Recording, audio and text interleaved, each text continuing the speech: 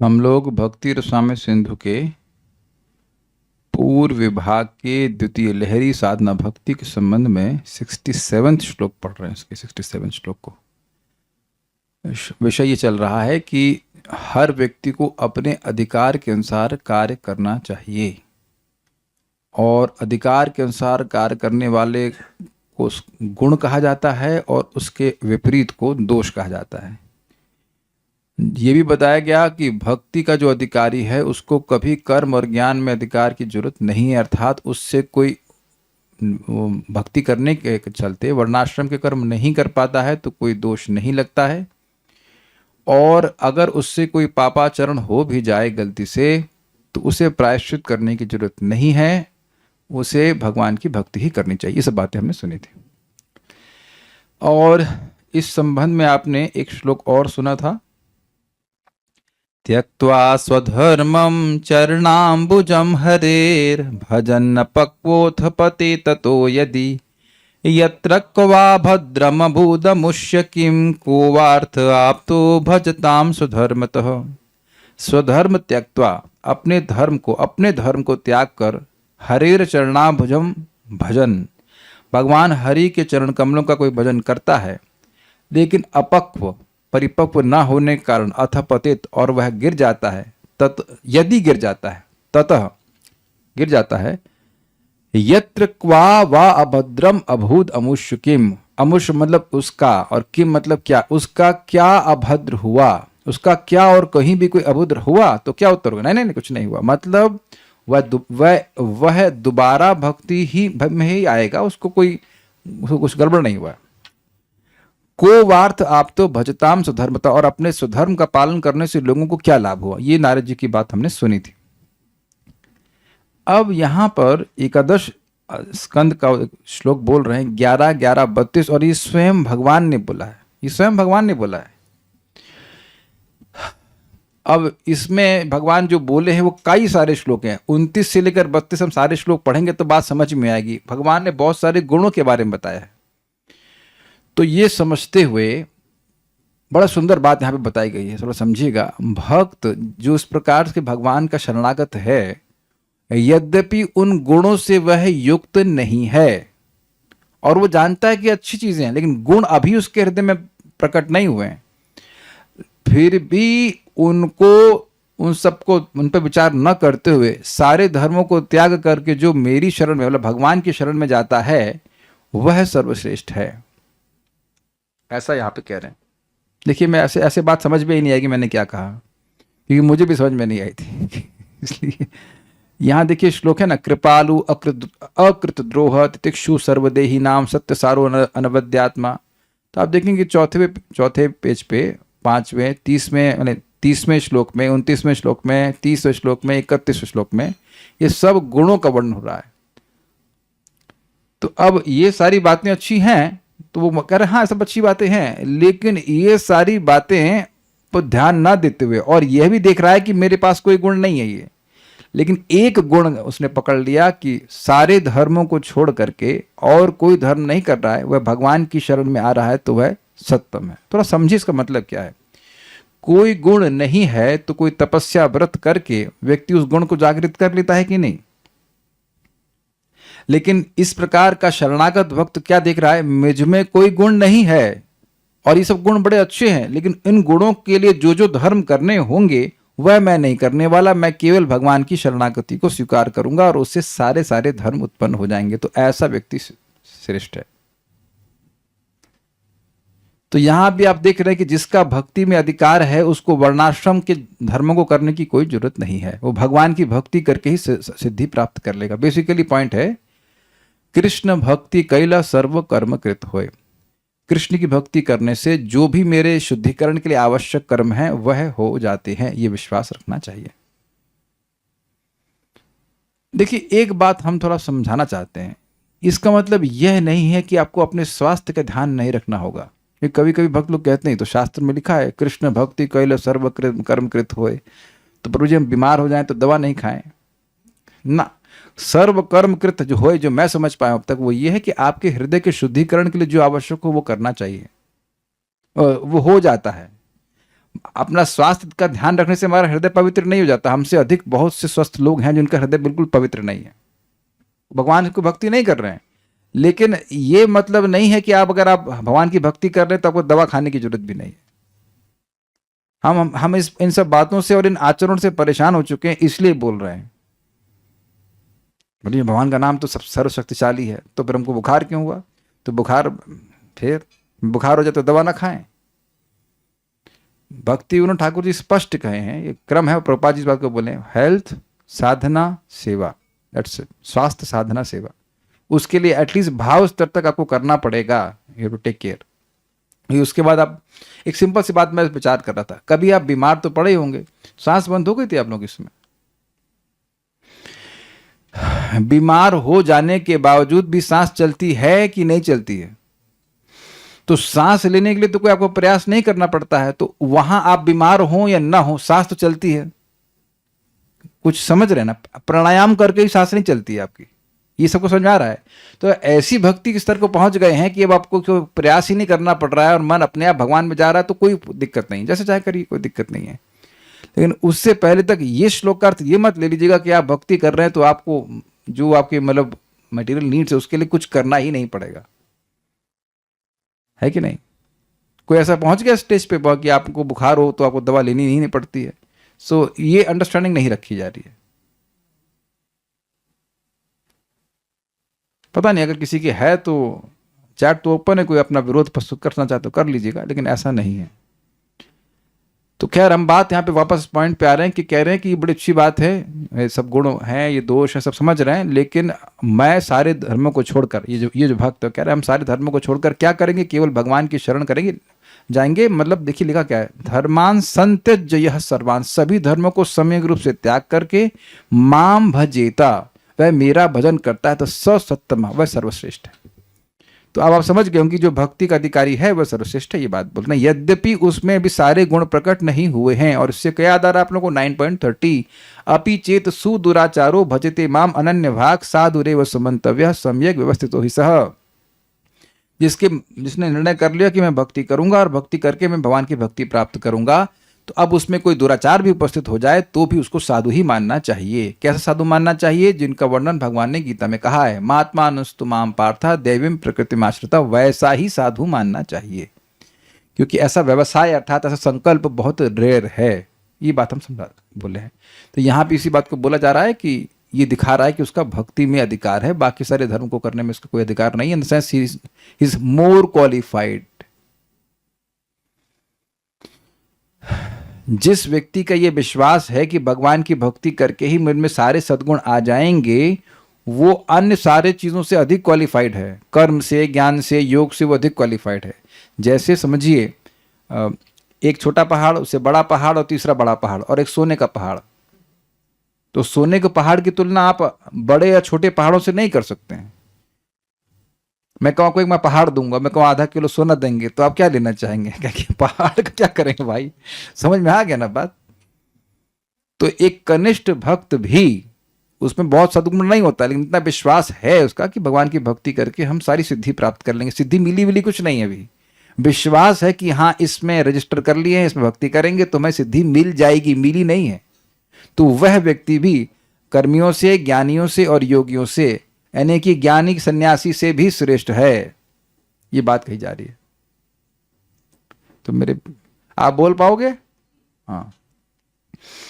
आज्ञेवं गुणान् दोषान् मय्यादिष्टानपि स्वकान्, आज्ञेवं गुणान् दोषान् मय्यादिष्टानपि स्वकान्, धर्मान् संत्यज्य यः सर्वान् मां भजेत स सत्तमः, धर्मान् संत्यज्य यः सर्वान् मां भजेत स सत्तमः। आज्ञेवं गुणान् दोषान् मय्यादिष्टानपि स्वकान्, आज्ञेयैवं गुणान् दोषान् मय्यादिष्टान् अपि स्वकान्, धर्मान् संत्यज्य यः सर्वान् मां भजेत स सत्तमः, धर्मान् संत्यज्य यः सर्वान् मां भजेत स सत्तमः।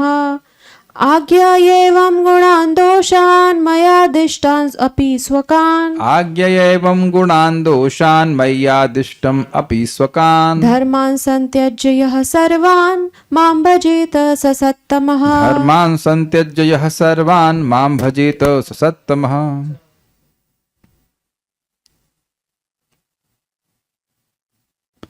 वह भली भांति समझता है कि विविध शास्त्रों में मैंने जो धार्मिक कर्तव्य नियत किए हैं उनमें अनुकूल गुण रहते हैं जो उनके करने वालों को शुद्ध करते हैं, और वह जानता है कि उन कर्तव्यों की उपेक्षा से जीवन में त्रुटि आती है। इसको समझिए, इसका क्या मतलब है? इसका मतलब यह है, विभिन्न प्रकार के अधिकार के लोगों के लिए भगवान ने ही शास्त्र के द्वारा विभिन्न प्रकार के नियम बताए हैं। तुम स्त्री हो, तुम्हारा ये धर्म है, तुम क्षत्रिय हो, तुम्हारा ये धर्म है। तो क्षत्रिय का अधिकार और ब्राह्मण का अधिकार एक होगा क्या? उसके अलग अलग कर्म हैं और दोनों के कर्म उनको शुद्ध करने वाले हैं। इसको भी गीता से समझ लीजिए। जो जिस गुण से प्रभावित है, ब्राह्मण सत्वगुण से, क्षत्रिय रजोगुण से मुख्यतः, तो वह अपने कर्तव्यों को जब निष्काम भावना से करते हैं तो उन्हें दिव्य कहा जाता है। It will purify there hearts. ये समझ में आ गया?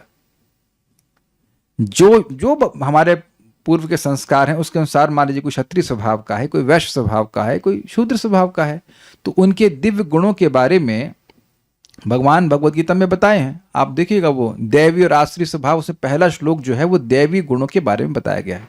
और वहां पर श्रीला बलदेव विद्याभूषण समझाते हैं कि जिसकी जैसी प्रकृति है उसके अनुसार वो कार्य करे और निष्काम भाव से कार्य करेगा तो उसके लिए वह दिव्य कहा जाता है, because it is liberating for him. जैसे करुणामृत प्रभु, आप निष्काम भाव से क्षत्रिय की तरह कार्य कर सकते हैं। निष्काम भाव से क्या आप क्षत्रिय की तरह कार्य कर सकते हैं? निष्काम means selfless, without any material motivation. क्यों नहीं कर सकते हैं? इनको दीजिए जरा माइक। वाइक है? माइक लेके चले गए। अरे वेदवादी, माइक तो दीजिए। माइक लेके चली गई, माइक तो दीजिए। हाँ बोलिए, क्यों नहीं कर सकते? कर सकते हैं, कर सकते। आप बंदूक कभी चलाए हैं?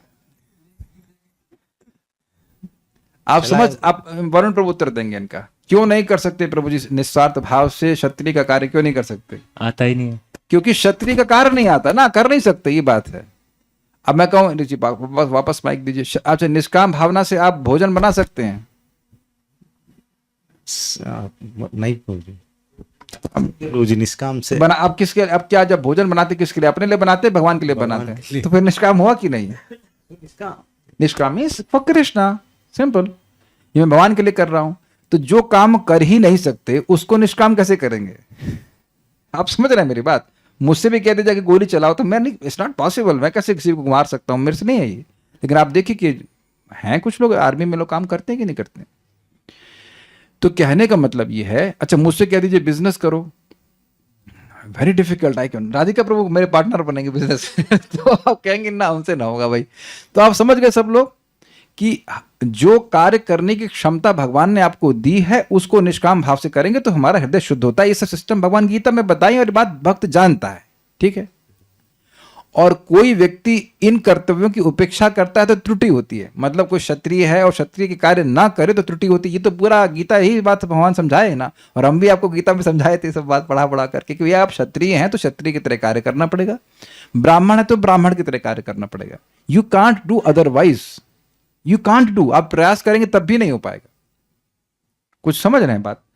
तो ये बात बहुत समझ गए कि भाई ये सब बातें बताई गई हैं, ये सब धर्म बताए गए इत्यादि इत्यादि। फिर भी संत पुरुष मेरे चरण कमलों की शरण ग्रहण करके सामान्य धार्मिक कार्यों को त्याग कर एकमात्र मेरी पूजा करता है। इस तरह वह जीवों में सर्वश्रेष्ठ बन जाता, माना जाता है। कौन मान रहा है? भगवान। तो इस जगत में हम लोगों को महान बनाना चाहते हैं, लेकिन महान बनने का क्राइटेरिया भगवान क्या बता रहे हैं कि जो समझ जा कि मुझे भगवान की भक्ति ही करनी है, बस वो सर्वश्रेष्ठ है। ये बात यहां पे बोल रहे हैं। और कोई श्रेष्ठता का मानदंड नहीं दिया गया कि वो पीएचडी कर लिया या ये बन लिया, वो जो भी उपाधि ले ली उसमें ना। जिसकी ये श्रद्धा होगी कि भगवान की भक्ति करके मेरे को परम सिद्धि मिल जाएगी, वह व्यक्ति श्रेष्ठ है। यानी कि उसका ध्यान अब अपने क्षत्रिय और इन सब कर्मों को करने में नहीं है, भगवान की भक्ति करने के लिए है। तो अब आप लोगों के मन में प्रश्न आ जाए तो क्या प्रभु जी हम अपना परिवार छोड़ दें सब कुछ? ऐसा नहीं है। जो कार्य भी हम कर रहे हैं उस पर श्रद्धा छोड़ने का प्रयास कीजिए। इन द सेंस कि कोई कहे कि मैं एक बहुत अच्छी माँ बन जाऊंगी, ये बहुत अच्छा इंजीनियर बन जाऊंगा, ये बहुत अच्छा वटेवर ब्राह्मण क्षत्रिय वैश्य शूद्र बन जाऊंगा जो ठीक है, मतलब जो भी कुछ ऐसा बन जाऊंगा तो मैं, मेरा हृदय पवित्र हो जाएगा या मैं बहुत परम सिद्धि प्राप्त कर जाऊंगा, ऐसा नहीं है। उधर एम्फेसिस नहीं होना चाहिए। एम्फेसिस होना चाहिए भगवान की भक्ति अच्छे से करेंगे तो हम सुखी हो जाएंगे। ये बात आई होप दैट इतना तो सब लोग कर ही सकते हैं।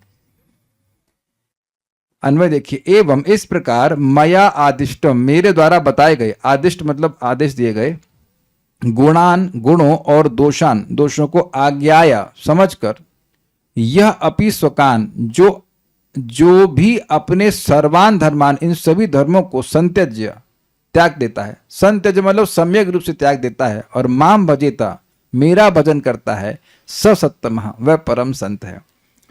एक बड़ी इंटरेस्टिंग बात है कि कौन तो बोल रहे थे, शिला प्रभुपाद जी के शिष्य बोल रहे थे, कह रहे थे कि देखिए जो जिन लोगों को प्रभुपाद ने प्रीचिंग किया था, हिप्पियों को, उनका एक गुण तो था कि सर्व धर्मान परित्यज्य सारे धर्मों को छोड़े हुए थे।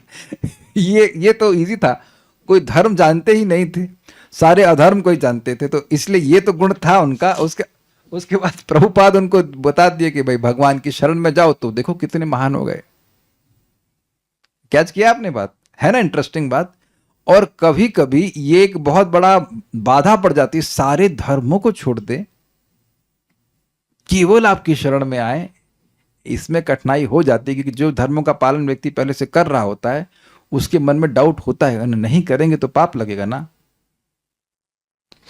तो भगवान कह रहे हैं कि इसीलिए इस प्रकार की चेतना इतनी आसान भी नहीं है कि वो भक्तों की संगत से आ जाती है, लेकिन नॉर्मली लोग अपने धर्म में बहुत आसक्त होते हैं, तो ऐसा श्रेष्ठता कम देखी जाती है जगत में, और लोगों का अधिकार भी नहीं होता इस प्रकार से कि बस सारे धर्म छोड़कर भगवान के पास आ जाएं। जनरली नहीं होता, इसलिए भक्तियों के अलावा भी कर्म योग, ज्ञान योग, अष्टांग योग और बहुत सारी चीज़ों का वर्णन भगवान भगवद गीता में करते हैं। तो कम से कम धर्म न छोड़े। आजकल प्रॉब्लम्स ये है कि लोग पहले ही धर्म छोड़ के बैठे हुए हैं, है कि नहीं? स्पेशली जेन जेड बोलते हैं ना, जनरेशन जेड, वो धर्म के जेनजी, हाँ जेनजी तो ये इनको धर्म के बारे में कुछ पता भी नहीं है। हम लोग एक्स में थे कि जेड में थे, वाई में थे, हैं? बूमर थे। बूमर क्या होता है? 80s में। अच्छा, जो 80 में पैदा हुआ वो बूमर था। अच्छा तो ठीक है, हम जनरेशन बूम में थे जो भी रहे हो। लेकिन सही बताऊं तो मेरा भी धर्म से मतलब नहीं था, हमको सब ये रिचुअल्स में इंटरेस्ट नहीं था, unless I know what was the point why they are doing, और ये उत्तर हमें कहीं मिलता नहीं था, इसलिए हम करते नहीं थे। बट मेरे लिए इजी था कृष्ण कॉन्शियसनेस को स्वीकार करना, क्योंकि हम धर्म पालन, ये पहले से गुण था, सारे धर्मों को पहले ही छोड़े हुए थे, लेकिन अज्ञान में छोड़े हुए थे, पता ही नहीं था क्या करना क्या। आज्ञा एवं गुणान दोषान, इस प्रकार गुण और दोषों को समझकर, मया आदिष्टन अपि सुकान, फिर यह मेरे द्वारा आदिष्ट होते हुए भी कि सब ये गुण है, ये दोष है, स्वकान धर्मान संत्यज्य, अपने सभी धर्मों को त्याग करके, क्या बोल रहा हूं, रुक जाओ, नहीं अपि स्वकान का अर्थ नहीं है, ऐसे लिया था, अपि स्वकान का अर्थ लिया है अपने, हाँ सही तो है, अपने सर्वान, स्वकान सर्वान धर्मान संत्यज्य, जो अपने सभी धर्मों को त्याग कर माम भजेता, वह मेरा भजन करता है, तो सत्तमा, वह व्यक्ति श्रेष्ठ है। अब श्रेष्ठ है का मतलब क्या हुआ? श्रेष्ठ है का मतलब उसको बाकी सारे गुणों की तरफ ध्यान देने की जरूरत नहीं है। अच्छा क्षत्रिय बन पाया, अच्छा ये बन पाया, उससे कोई मतलब नहीं है। वो केवल ये संकल्प कि वह भगवान का ही भजन करूंगा, ये उसको श्रेष्ठ बना दे रहा है। ये बात, संकल्प कहां आया वो भी टीका में आ जाएगा।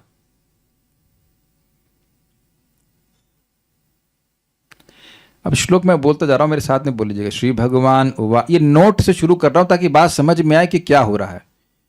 ये भगवान उद्धव जी को बोल रहे हैं 11वें स्कंद में। श्री भगवान उवाचा कृपालुरकृत द्रोहस्तितिक्षु सर्वदेहिनां सत्यसारो नवद्यात्मा समः सर्वोपकारकः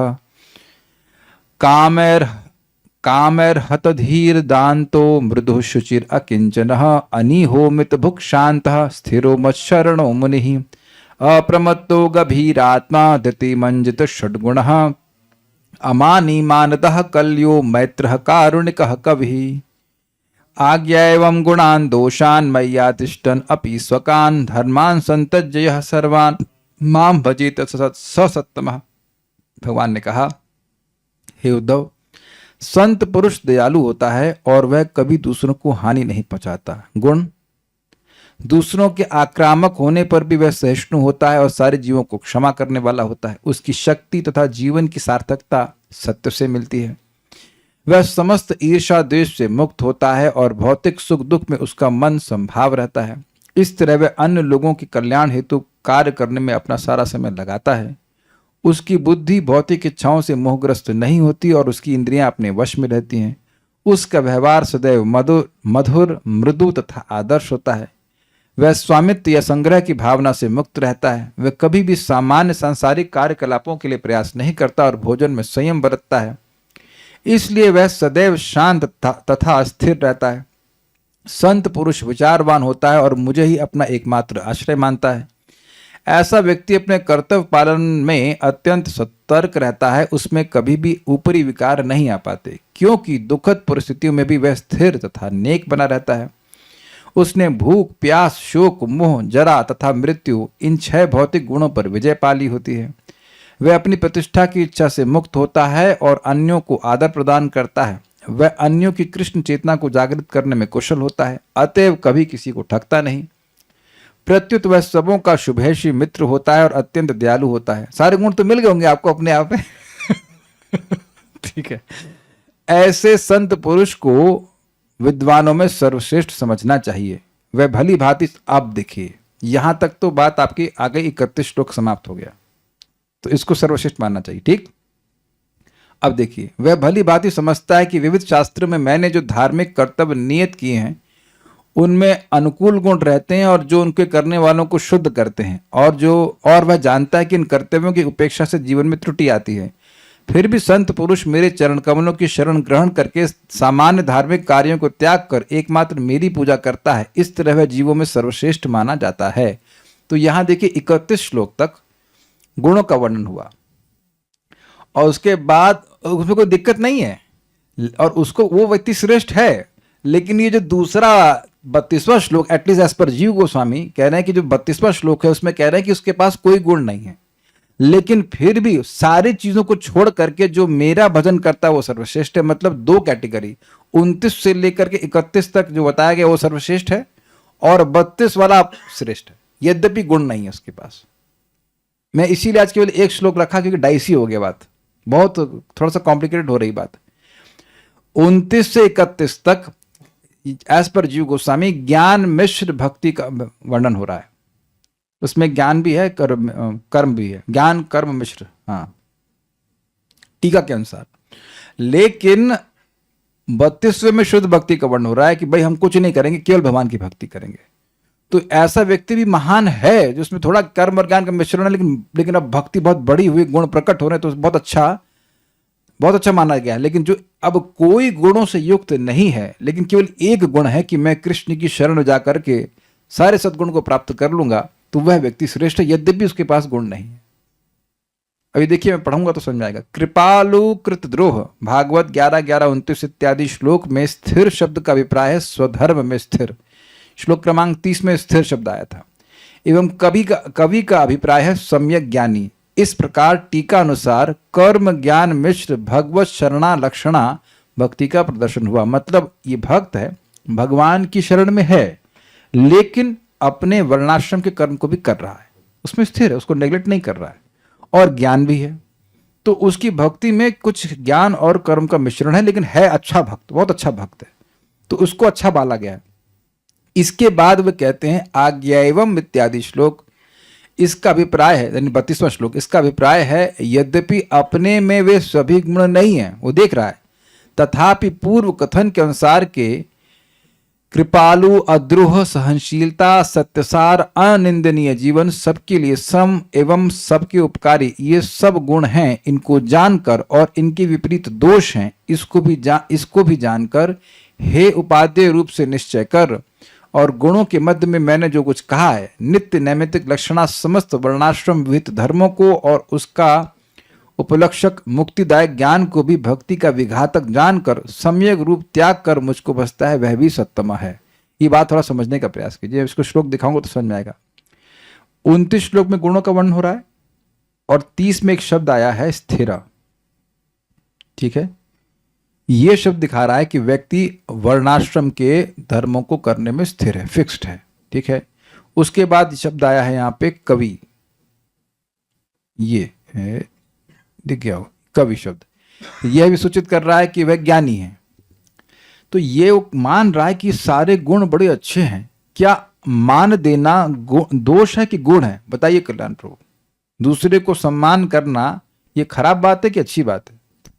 अच्छी बात है। दूसरे का अपमान करना खराब बात है। समझा गया? अगला श्लोक में बोल रहे हैं कि गुण और दोष का वर्णन करेंगे तो आपके मन में कंफ्यूजन रहेगा, ही इसमें तो गुण ही गुण है, इसमें दोष कहाँ है? तो कहने का मतलब है कि भगवान जिनको गुण बता रहे हैं वो गुण है, और उसमें से जो उसको उल्टा कर देंगे तो वह दोष है। समझ रहे हैं कि नहीं समझ रहे हैं? मैं कहूं अमानी, तो अमानी से अ हटा दीजिए तो जाएगा मानी, मतलब मान करने वाला। तो मानी हो जाएगा दोष और अमानी हो जाएगा गुण। समझ पा रहे हैं?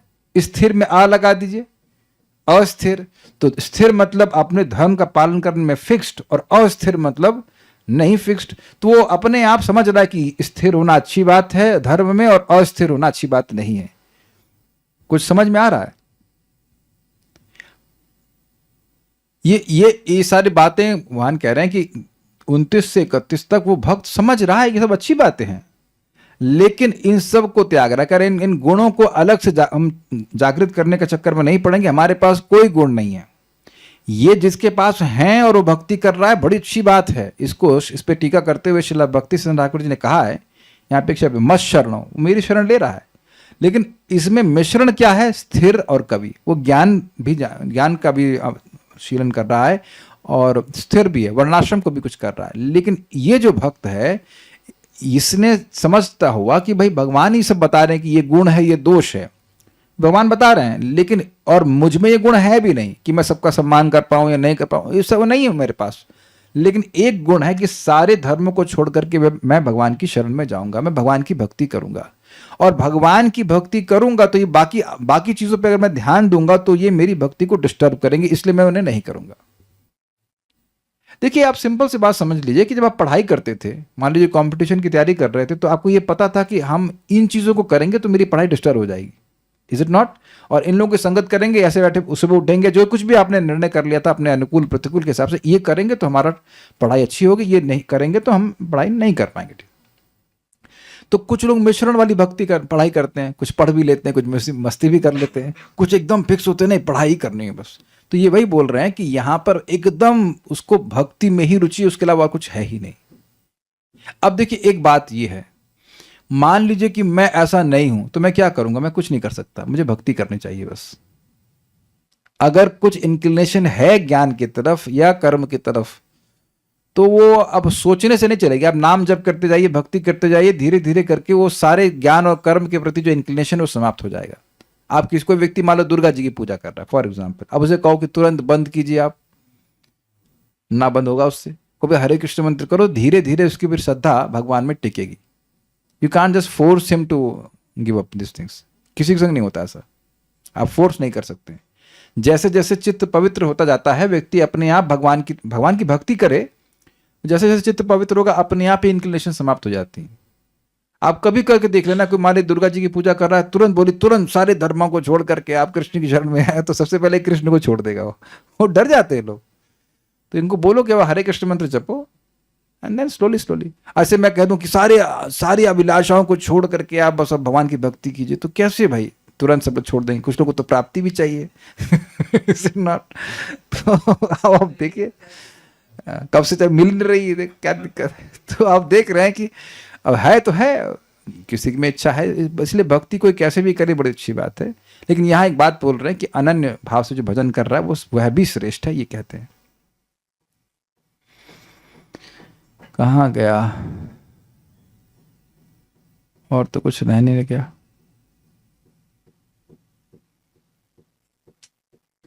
अब हमको एक बात जो समझ में नहीं आई है वो अब तक, वो ये है कि चकार से वो छ मिला ही नहीं हमको, है कहाँ है बताइए।